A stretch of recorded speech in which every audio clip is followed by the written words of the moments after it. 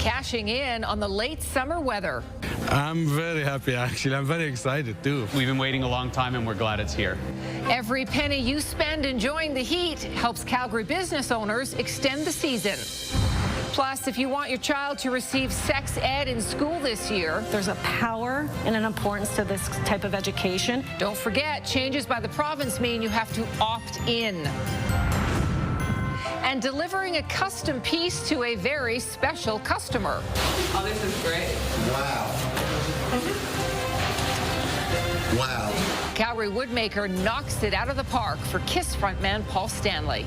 I knew it was going to be great, but this is way beyond what I expected. CTV Calgary, local breaking news with Tara Nelson.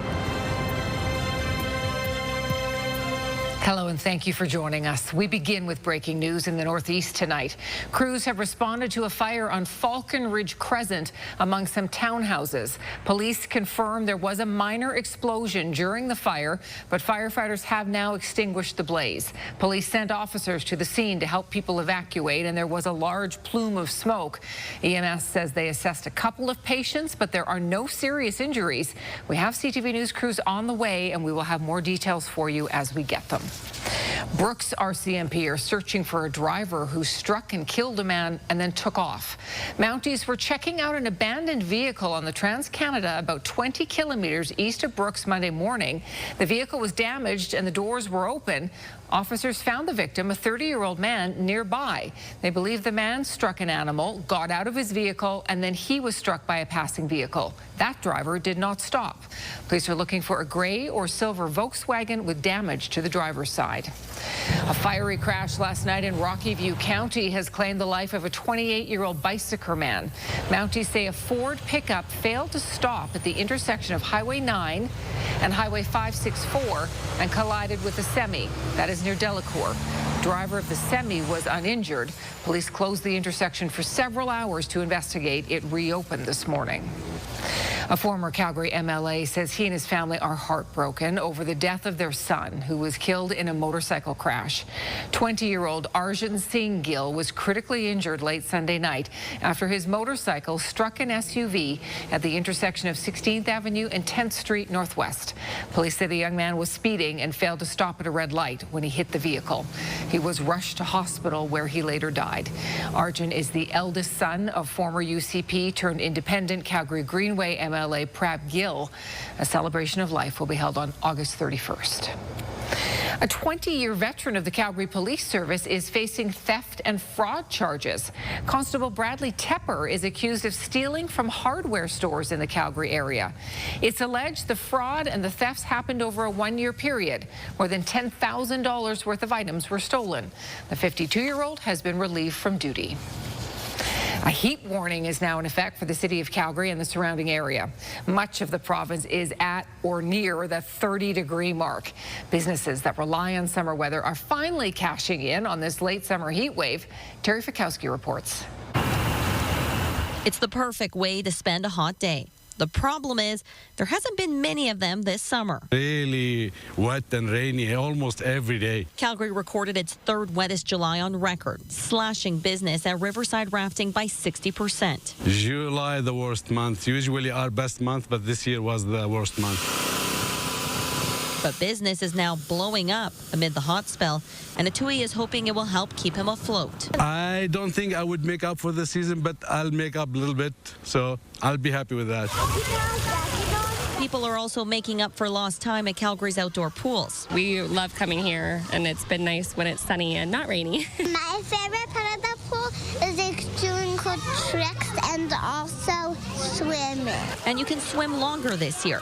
The warm weather helping to extend the season at the city's Mount Pleasant and South Calgary outdoor pool locations. You know, if you want to try something different, we encourage you to try a fall lesson in the outdoor pools. And they are heated. From the pool to the patio, Restaurants are happy to see more customers coming out after the last few months wet weather kept them home. It hurt the bottom line a bit, but we're glad to see August has heated up, and we're looking forward to maybe a hotter September and October as well. A similar scoop for the folks at Village Ice Cream, who are now seeing a steady stream of sweet tooths after things slowed down during their usual busiest season. July was probably one of the slowest months that we've had, I think, since 2018. We were hoping for better, but you know, August is proving to make up in spades for it. With no better way to escape the heat than with a sweet treat. What is the best way to cool down?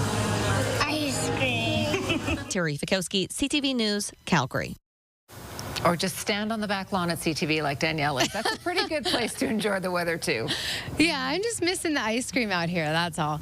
And, you know, what a good time to get into this hot trend so the kids have one little burst of summer before they head back to school. So quite nice overall. I mean, this is excessive heat, so of course this is heat to take seriously. You have to drink lots of water, maybe stay out of the direct sunlight in those core hours, especially for those whole bunch of hours. But Calgary now under the heat warning, also Drumheller in through Hannah, Coronation up to Red Deer. I will say this, though, all areas will be hot. In fact, areas to the south will be even hotter than what we're going to be getting in Calgary. But their overnight lows will be a little more reasonable, so that's why there's no heat warning in place to the far south. 28 degrees is the temperature right now. You can tack on another couple degrees for our daytime high tomorrow. At least 30, Tara. More details coming up. Thank you, Danielle.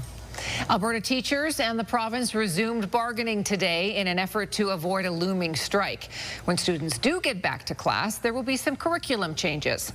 The YWCA says sexual health education in schools is about much more than just the birds and the bees. And that's why it's launching an awareness campaign to remind parents they have to opt in for sex ed this fall. It's a new change in procedure. Jacqueline Wilson reports.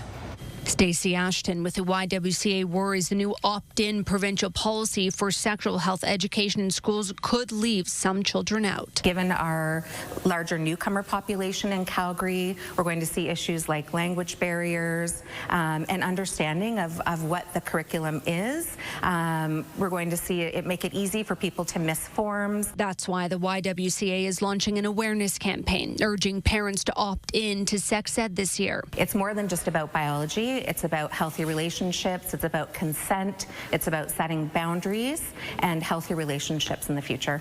Education is key, says Shannon Johansson, who supports young mothers through the High Banks Society. What they're sharing with me is that they had more knowledge and power when they were in school. It maybe could have prevented their teenage pregnancies. Alberta's 10-year average for babies born to mothers between the ages of 10 and 15 years old is 31. The number dipped during the pandemic but started rising again. Part of protecting them is educating them.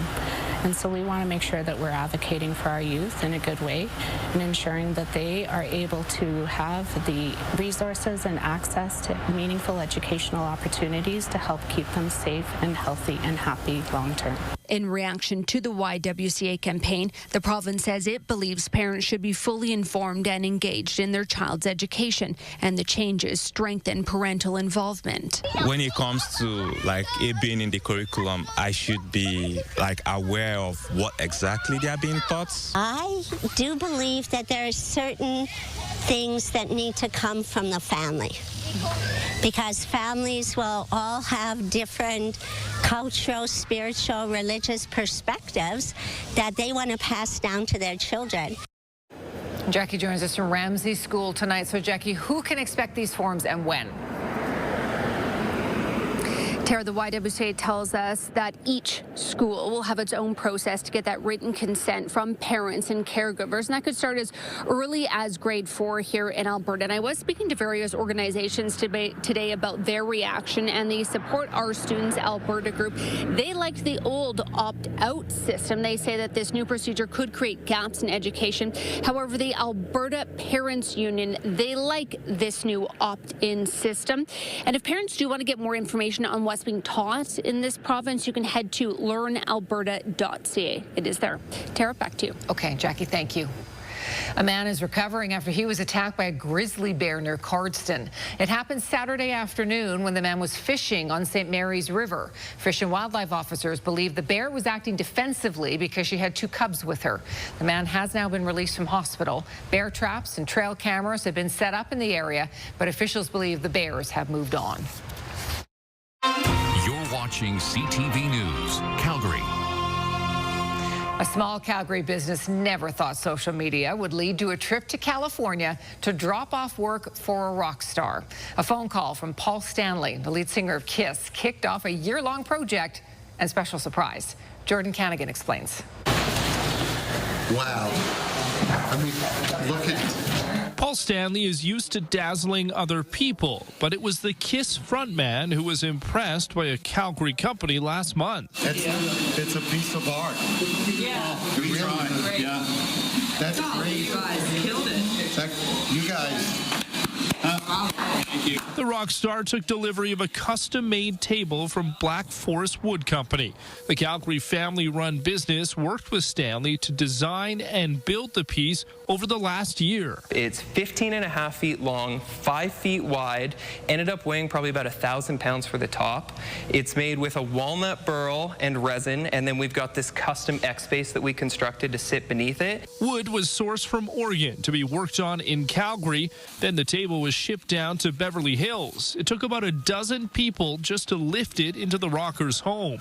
It was an amazing feeling because I was pretty confident he was going to be happy with it, but I really, truly didn't expect him to basically put on a show for us and really just show his admiration for the piece. Stanley opted for a custom high-gloss finish on the resin and matte finish on the wood. That alone took about a week. The reaction from the lead singer made it all worth it. Paul Stanley actually made us all feel quite comfortable. He was on an equal level with us, and it kind of took away from that anxiety. It was just more excitement, more so than a discomfort at all. The crew also surprising Stanley with a custom guitar made out of maple burl, meaning their work could one day make it up onto the big stage. Jordan Canagan, CTV News, Calgary. Beautiful. It's estimated that table took about 300 man-hours of work by the Calgary crew. A growing number of young people need food. Breakfast especially. How the Calgary Food Bank and the Breakfast Club of Canada are stepping up to help.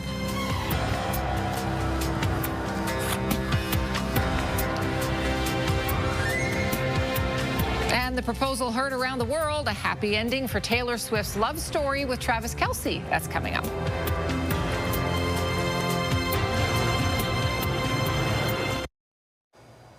A 12-year-old boy is in hospital after being struck by an electrical wire.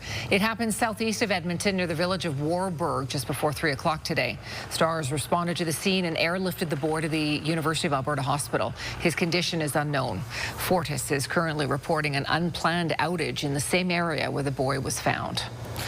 The Calgary Food Bank says it's bracing for a busy time of year with back to school. Volunteers are preparing meals for the Breakfast Club of Canada, which is feeding the highest number of children in its history, and that demand is only expected to grow. Here's Stephanie Thomas. Volunteers are preparing breakfast items to be distributed to 26 schools across Calgary in time for students heading back to school next week. The Calgary Food Bank partners with the Breakfast Club of Canada to feed about 7,900 students, and that number is expected to climb this fall. We've been seeing a higher number of students accessing our programs more frequently throughout the week. Instead of just coming one time, they are coming every day. She says they rely on data released in May from Statistics Canada. Alberta has seen the sharpest rise in food insecurity in just 1 year, up 30%. Coordinators say the economy is playing a major role. And that's due to inflation, cost of living, the tariffs on our just household goods. Obviously huge increases in need in the student base, but of course just huge increases in need across the population. Vibrant Communities Calgary is also seeing high rates of food insecurity, limited or uncertain access to adequate food. In 2023, 32% of Calgary households struggle to find food, almost doubling in 5 years. Calgary Food Bank officials say they are busier than ever, providing emergency hampers for clients of all ages. For us, in the emergency food hampers that we provide, nearly 30% of our clients and the folks that we're feeding are students and young people. Compounding the push for more donations for both organizations. Everything has a tipping point, and I think we're getting awfully close. Stephanie Thomas, CTV News, Calgary. Across Alberta, there are 290 school programs supported by the Breakfast Club of Canada and its partners. An ominous scene in Arizona as a towering wall of dust swallowed the city of Phoenix. Also known as a haboob, the massive dust storm swept through the city yesterday. The phenomenon blinded drivers and knocked out power. It also grounded flights at Phoenix International Airport, which is one of America's busiest. Heavy rain and wind followed the storm, adding to the travel delays. This is CTV News, Calgary. Well, we are enjoying hot, hot, hot, and it's sticking around for a while. It is, yes. We'll notice a bit of a difference on Friday in Calgary, but we will bounce back up for Sunday. So even mainly a hot, long weekend in store for us. It's the big burst of summer that we were waiting for all summer that the kiddies get to enjoy before they actually have to head back to school. Now, it doesn't seem that hot just looking at temperatures in Calgary, 28, but it will get warmer than this for the next couple of days. And you can see the heat in through Drumheller, Brooks, Medicine Hat, Lethbridge into the 30s. Milk River just cracks 30. Pincher Creek was at 30 earlier today. So while we have more heat here, the heat warning is here, which is kind of interesting when you look at it. And it's basically because in most of the communities in the far south, well, the criteria is different for the heat warning, but overall, overnight, it will cool down a little further. So we'll get some relief from the heat. Lethbridge, for example, will drop to about 9 to 13 degrees over these next couple of nights. So if you open up the window, you can get some cooler air in. So that's why we're out of that heat warning criteria. But the days in all of Alberta, in every community, will be hot. This is the ridge of high pressure. This will be in place for the rest of this week. So yes, we are looking at some hot stuff. What we will see late Thursday and in through Friday, we'll have a system push in from the States. That will bring in a little bit of cloud cover here and there. Small chance of showers in Lethbridge. For us here in Calgary, just maybe a couple cloudy periods, and it may drop the temperature a little bit for Friday as well, a little bit on Saturday, but it will still be hot enough. Okay, there's a little bit of lightning in the Kananaskis area, but again, this doesn't have enough. It's so stable here that it won't be able to track east, so it will die out off towards the mountains there and won't be able to gain in any steam. Here's a look at the cloudy periods on and off that we could see over these next couple of days, late Thursday in particular, through parts of Friday as that system pushes some clouds in from the States, and even some showers possible in Lethbridge and Medicine Hat area on Friday. For Calgary on Friday, it will just be a little cooler because of this, because we won't have quite as much sunshine. Here's your Action Furnace 5-day forecast. Look at those highs for the next couple of days. 30 degrees for Wednesday and Thursday. And again, there's those peak sun hours in the early afternoon that if you're sensitive to the heat, yeah, careful for those peak daylight or sun hours. Overnight, 14 and 13 for the next couple nights, so still quite warm in those overnight hours, but you can see things are a little more reasonable temperature-wise. 27 for Friday, 26 by Saturday. More bad news delivered today for Canada Post. The National Mail Service reported its largest loss before tax in a single quarter. Parcel revenue and volumes fell 37% in the second quarter. A drop Canada Post says is directly linked to customers turning to other carriers out of concern that another strike could delay their deliveries. CTV's Rachel Aiello now on the costs of the continuing labor dispute. Canada Post lost $407 million between April and June. Its profits deteriorating due in part to a dramatic decline in parcel customers. Revealing the record loss, Canada Post said it continues to confront significant operational and structural challenges, and the ongoing labor uncertainty has contributed significantly. Last year's strike and the threat of more disruption this spring prompted this hobby shop owner, who for nearly 40 years loved and relied on Canada Post, to pivot. That was why I had to make the move and say we can't rely 100% on one source. He now lets his customers across the country choose their courier. I've got to run a business and I can't shut down for a month or month and a half at a time. The uncertainty is shared by Canada Post workers, the union says, as contract negotiations with the Crown Corporation remain stalled. It affects us every day, and when you're going to get a mortgage or you're going to buy a car, those are things that you worry about. Do you have a job in the future? The minister responsible calling Canada Post's financial situation deeply troubling, saying both sides have a responsibility to ensure a future that continues to serve Canadians, and that the government is committed to a sustainable, modern, and resilient postal service. With the government's expenditure review well underway, the minister also said he'll be keeping a close eye on Canada Post, which is on track to record an even larger annual loss in 2025 than last year's $840 million. Rachel Aiello, CTV News, Ottawa. Trade negotiations are back on in Washington. In the meantime, we're watching closely to see where prices may start to come down. The first bit of good news could come at the grocery store. And for another day, thousands protest in Israel calling for an end to the war in Gaza. We're back after a quick break.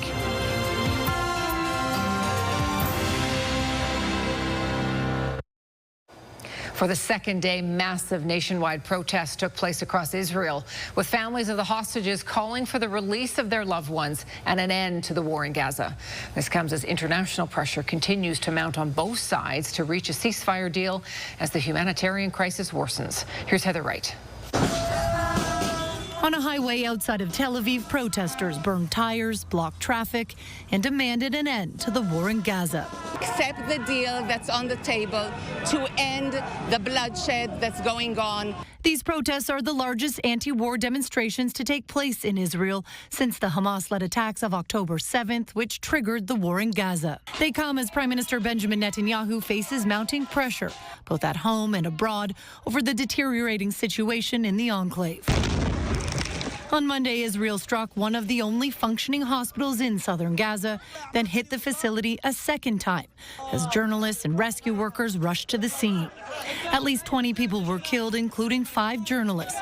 Israel says the strike was targeting a Hamas camera and will investigate what happened. And I've worked in that hospital. Nicole Lessard spent May, June, and July working in Gaza as a nurse with Médecins Sans Frontières. She says the suffering is constant. There's not enough food or medicine, and since Israel handed over aid distribution to the U.S.-backed Gaza Humanitarian Foundation, getting aid can be deadly. When the sites made an announcement they were going to open for food distribution, we would shortly receive mass casualties to the hospital. They keep the doors closed and then open them. People rush in. The food is dropped in the center, and it's basically like a fight to the death. As Israel pushes ahead with its military offensive in Gaza City, there are not only fears in Gaza, but in Israel as well, with approximately 20 living hostages still being held in the enclave. The Prime Minister has really gone rogue now. He's going against his chief of staff. He's going against the hostage families. He's going entirely against the international community. Today, the United Nations demanded that Israel's investigation into the hospital strike comes with accountability, noting that more than 270 journalists have been killed in Gaza since the war began. Heather Wright, CTV News, Toronto. Canada-U.S. Trade Minister Dominic LeBlanc was in Washington today, sitting down with the Trump administration's top economic advisor. LeBlanc met with U.S. Commerce Secretary Howard Lutnick. The talks are said to have been constructive, and the meeting lasted longer than scheduled, from an hour to 90 minutes. But it is still not known whether the countries are any closer to a deal. The meeting came after Ottawa announced last week that it would lift retaliatory tariffs on some American goods. Now, Canada's decision to lift most retaliatory tariffs on some goods is giving consumers a break on some products. Prices may come down, particularly at the grocery store. CTV's Dave Charbonneau reports. Did you find everything you were looking for? Yeah. At Cedars & Co. Food Market on Bank Street, they've had to shift away from offering American produce and goods. We have had to transition because of the tariffs. Back in March, the Carney government imposed counter tariffs on a long list of American goods, including coffee and tea, orange juice, tires, shoes, and electronics. When the tariffs came in, we saw a huge rise on dry goods as well as product lines in the produce area. So from anything that came in from the United States, oranges went up significantly up in price, so we transitioned. South Africa, Argentina, Ecuador, Portugal, Morocco. I like to know where my products come from. With Canada set to lift tariffs September 1st, businesses and shoppers are counting on lower prices. I would say 90% of our clients have boycotted U.S. goods, and they are relying solely on Canadian goods. You support local businesses, Canadian businesses, and try to avoid unnecessary tariffs where they apply. I want to support the local producers, the people who are doing all the work. I want to support them on the Canadian side.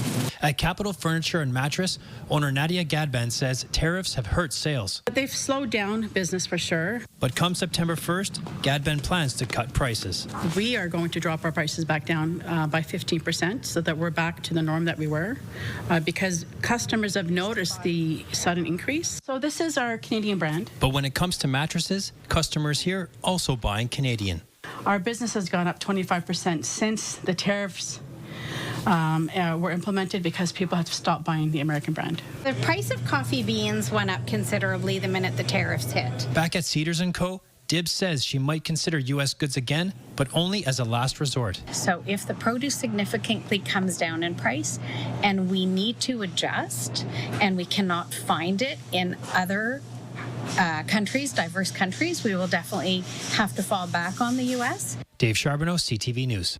And let's return to our breaking news in Northeast Calgary tonight. Emergency crews responded to a fire and an explosion just after 5 p.m. Police confirmed there was a minor explosion during the fire, but firefighters have now extinguished the blaze. EMS says they assessed a couple of patients, but there are no serious injuries. If you're a Swiftie, it's news even more exciting than a new album release. You may need to calm down. We have details on the engagement that everyone is talking about.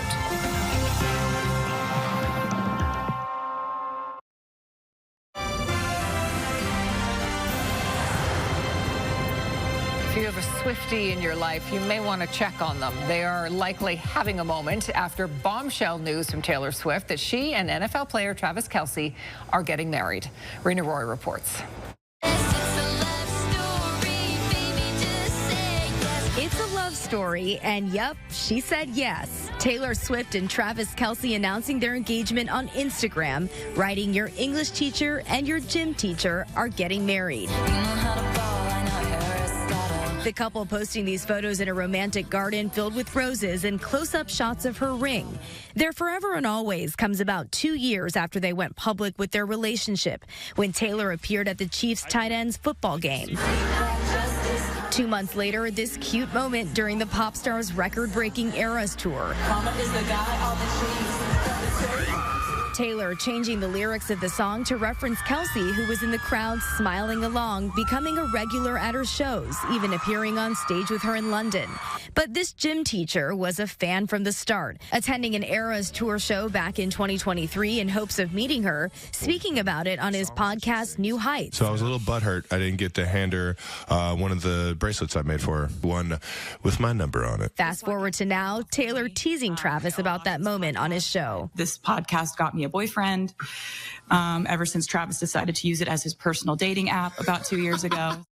And there's no doubt all those Swifties out there will start doing their usual sleuthing to try and find any Easter eggs Taylor might leave, hinting when and where the big wedding will be. Rena Roy, ABC News, New York. If you want to know what's trending today, that's what's trending today, that news. When I looked this morning, it had 2.5 million likes. Really? Yes. Wow. I don't know what it's up to tonight. That's something. Yeah. Well, it's still officially summer for several weeks, so I don't know what's happening here, you guys, but I guess it's the unofficial start of fall arriving today because the pumpkin spice latte is returning to Starbucks. The old PSL, as fans call it. It was first introduced by Starbucks in 2003 and has become its most popular seasonal drink. The coffee chain sells about 20 million worldwide every year. Oh, yeah. So it's available starting today, along with some other fall favorites like pumpkin cream cold brew and iced pumpkin cream chai. There's something new this year, the pecan oat milk cortado. Yeah, I'm a fan of all those. Really? Are you? You like them all, eh? I like them all, but not when it's 30 degrees. No. When it's sweater weather. Right. Yes. Sweater weather and a PSL. Yes. Well, plenty of people take a gastronomic tour of a city when they travel. Trying the food is the best part, but this gives whole new meaning.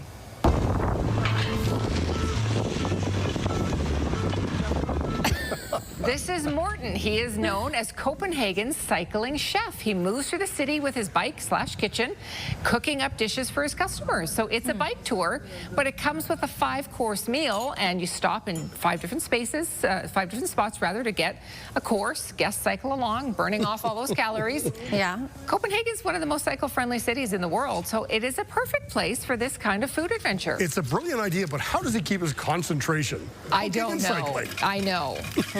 Good thing he's got to stop, right? He probably finishes the dish when they're stopped. Yes, Yeah. Well, I'd eat all that, that's for sure. Yeah, it looks good. Looks good. Well, you can take it from us. Broadcasting live on location can be hard, but this girl makes it look easy. Reporting live at the Capitol. My name is Sharina Verget, and Joe Khalil is with me. And outside on the deck, I saw a couple birds flying, and you know these bugs? They're called spotted lanternflies. I am interested in everything that she is Yes. because she knows what she's talking about. Yep. She goes on to detail the cicadas in her yard as well. The bugs in her yard are a big thing. And I think passion. we're going to see her on TV someday. Yeah, I think so. That kid can ad-lib. She is very passionate. Yeah. Look at that passion. She's good. She is good. And cute. Well, still to come. Need it, got it. If you collect pins, you'll want to be at a big collector's event in Calgary. That story is just ahead.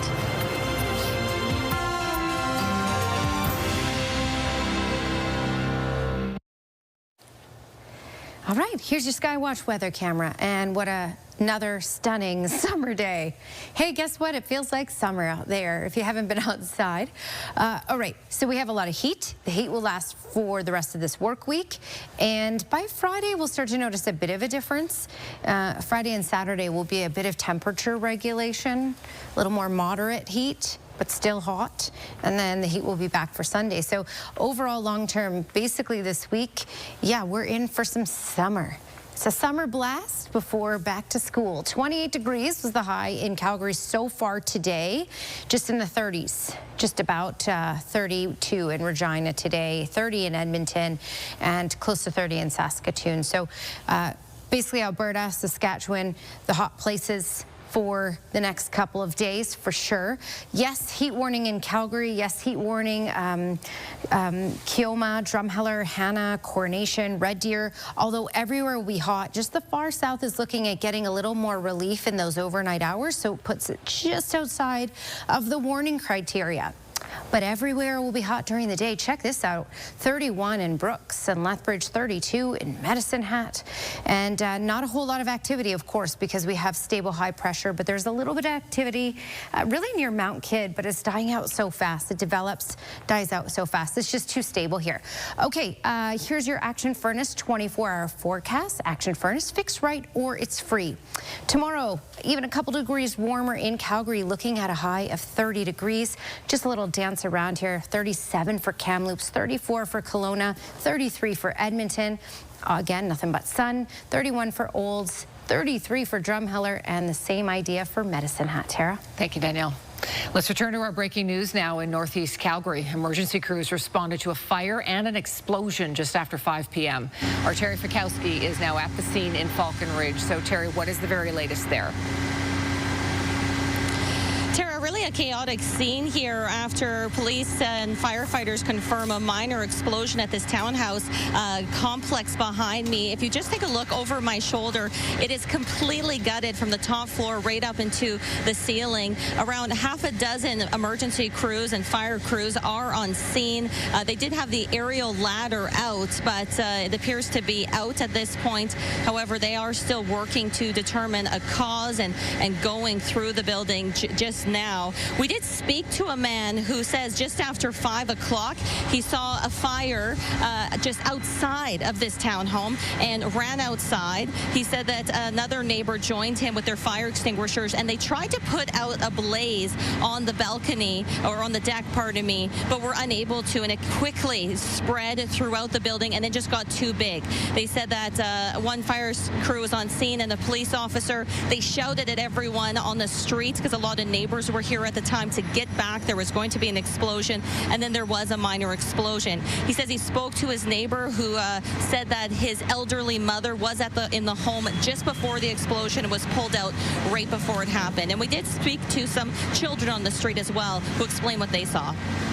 Oh, so basically we were like walking, and then we saw there was fire on the deck, and then we all came here to check, and then like it started increasing to the upstairs floor. The gas was blowing here, and after 1 minute, the whole home was on fire, and I heard that the kids did something. They was playing, so that's why the whole home got fire. EMS tell us that they did assess 2 patients on scene, but say there's no serious injuries known at this point. The cause of this fire also under investigation by fire crews, with, again, Tara, the entire street blocked off here at Falcon Ridge Crescent. A number of neighbors out of their home with still just a number of emergency crews on scene, and a bit of a chaotic situation. Back to you. Okay, Terry, thank you for that live update. As we mentioned earlier, Canada Post says it lost $407 million in its second quarter. BNN Bloomberg's Lindsay Biscaya reports. Canada Post is reporting its largest quarterly loss, and the corporation says it's mostly due to labor uncertainty. The before-tax loss of $407 million comes after lengthy negotiations this year between the corporation and its union. Now, this compares with a profit before tax of $46 million during the same period last year. And here's a look at how the trading day ended. The Canadian dollar finished on a high today at 72.28 cents U.S. West Texas Intermediate was down more than $1.50 to 63.25. Western Canadian Select climbed 95 cents to 51.72, and the TSX is up almost 170 points at 28,339. And those are your business headlines. I'm Lindsay Biscaya. 3.2 million new homes need to be built in the next decade to close the housing gap. That's according to the Parliamentary Budget Officer, who says we are not currently on track to meet that requirement. The latest report estimates the number of new home builds will be higher over the next 3 years, but will gradually return to historical averages after that. The report expects an average of 227,000 new homes a year will be completed for the next decade, and a total of about 2.5 million over that time.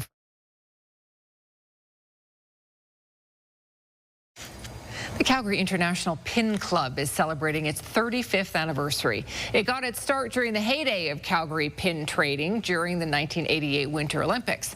Members collect a variety of pins, and this year the focus is on the 50th anniversary of the beaver becoming the official symbol of Canada. Here's Kevin Fleming. There are a number of pins that celebrate the Canadian beaver. Some are company logos, while others are communities with a tie to the iconic creature. Beaver Lodge as one, Canada, or Parks Canada, the Wainwright Beavers, I think it's a ball team. So there's a number of different organizations, either communities or businesses. Canadian Pacific, for example, has the beaver as part of their pins. Like many members of the club, Jerry Malin started collecting pins during the Calgary Winter Olympics. Now he's collecting pins related to the Calgary Stampede. He's a longtime parade committee volunteer. This year's pin, which is this one here, I think is an incredibly fine design, and it's not just a photo of the poster. His collection is a trip through history with the Stampede, and some of his pins are old and rare. I have at least one pin back as far as 1925. I guess I can reveal my age. My birth year was 1948, so that's a special pin of mine. Wayne Ronald has modified his collection to focus on Canadian Olympic pins through the years. It's not whether I can just go and trade for something that, you know, is easy to get. I try to find the hard stuff that's maybe a little different than what everybody else looks for. Ronald says some of his pins are valuable, but that value revolves around how much another collector is willing to pay. Actually, one of my favorite ones is the Canadian curling team from Vancouver. very, very nice. That's my kind of pin. The club members say they always look forward to the Festival of Pins because they never know what someone's going to walk in with looking for a trade. Kevin Fleming, CTV News, Calgary. The Festival of Trees is a free event, and it will be held on Saturday and Sunday at the Legion on Horton Road Southwest. We've posted more information about the event on our website. Well, this is about as old school as you can get. Bare knuckle boxing is back, and competitors say it's actually safer than it sounds. Glenn takes a look in a moment.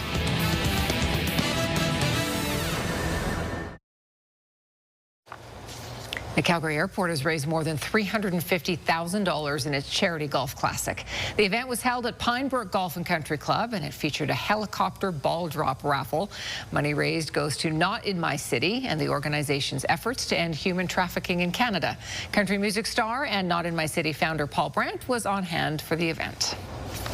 Bare knuckle boxing goes back to the 17th century. Glenn is back with us. And Glenn, you got to be tough to compete in this sport. Well, the rules have changed since the early days to make it a safer sport, but make no mistake, you have to be tough to climb into the ring and fight without gloves.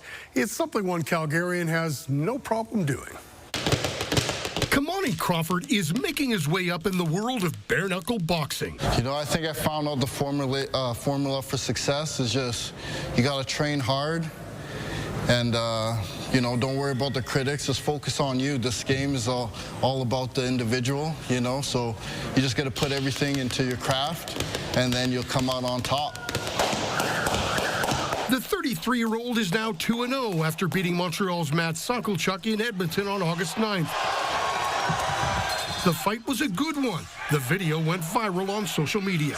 He's a well-known fighter and formidable opponent.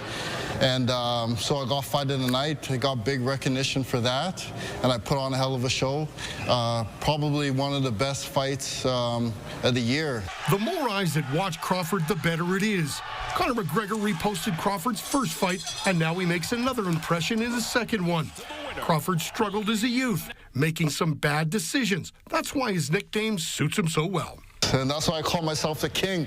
You know, from the bottom to the top, from a peasant to a king, you know, watch the rise of a champion. And, you know, I started from nothing and I'm coming up. Hard work, dedication, true grit, resilience, and you'll get there. The goal for Crawford is to take bare knuckle boxing as far as he can. Oh, I want the belt. I want the top. I want to fight the best fighters in BKFC. And I want to prove myself against formidable opponents. I want war.